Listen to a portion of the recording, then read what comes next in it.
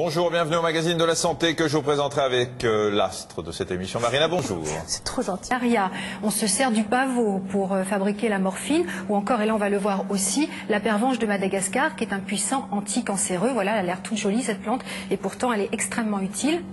Sur les 87 anticancéreux qui avaient été mis sur le marché entre 85 et 95, les 2 tiers proviennent encore une fois de plantes issues de l'Amérique du Sud. C'est dire l'importance de ces réservoirs tropicaux. Alors il y a des chercheurs de l'INRA, de Nancy et de l'Institut national polytechnique de Lorraine qui ont mis au point une technique originale, une technique d'avenir pour pallier à cette pénurie, en tout cas celle qu'on imagine si on continue de déforester n'importe comment. Et cette technique s'appelle la traite des plantes. On va voir tout de suite un reportage. C'est un reportage de Géraldine Doucier et d'Alexandre Delaval. Sous cette serre, des médicaments à l'état pur. Ici poussent plus de 20 variétés de plantes aux vertus thérapeutiques ancestrales. Une usine pharmaceutique naturelle qui produit des molécules curatives qu'il faut aller chercher non pas dans les feuilles des plantes, mais dans leurs racines. Alors cette plante, c'est un arbre relativement commun en France, c'est l'if, donc Taxus en latin.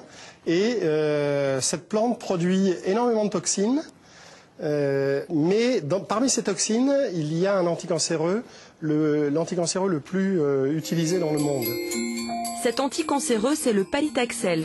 Jusqu'alors, cette substance était récoltée dans l'écorce de l'arbre, ce qui conduisait inévitablement à sa destruction.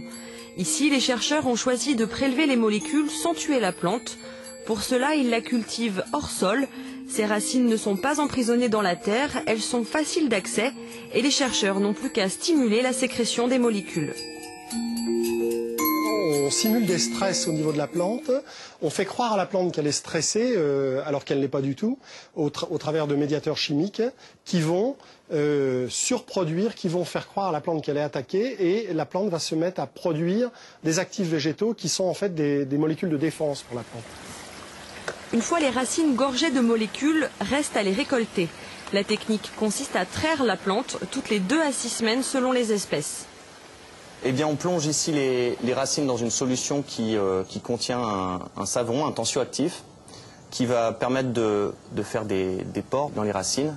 Et ainsi, les molécules vont se retrouver libérées dans la solution. Donc, on voit là la solution qui se colore légèrement.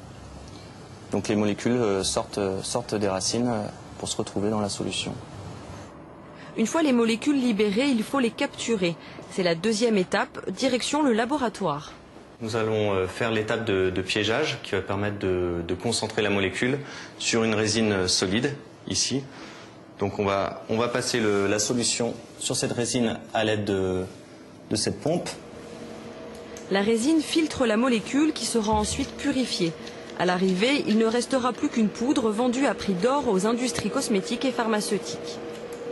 Par exemple, dans le cas du paclitaxel, qui est cet anticancéreux, cette molécule naturelle anticancéreuse, le prix moyen de vente de cette molécule, c'est 400 € le gramme. Donc c'est vraiment des actifs qui sont extrêmement intéressants économiquement. D'autres actifs valent encore plus cher. Un marché porteur, d'autant que la plante à traire n'est pas soumise au rythme de production de la nature. Cette technique permet donc plusieurs traites par an et répond ainsi aux besoins croissants des laboratoires, tout en préservant les espèces les plus menacées. Donc voilà, c'est une technique efficace, économique, écologique, elle protège la plante. Ils ont déjà testé, alors cette technique a été brevetée évidemment par les équipes, et ils l'ont testée sur une 20aine de plantes médicamenteuses, et ça marche dans 8 cas sur 10. Donc c'est vraiment une voie d'avenir.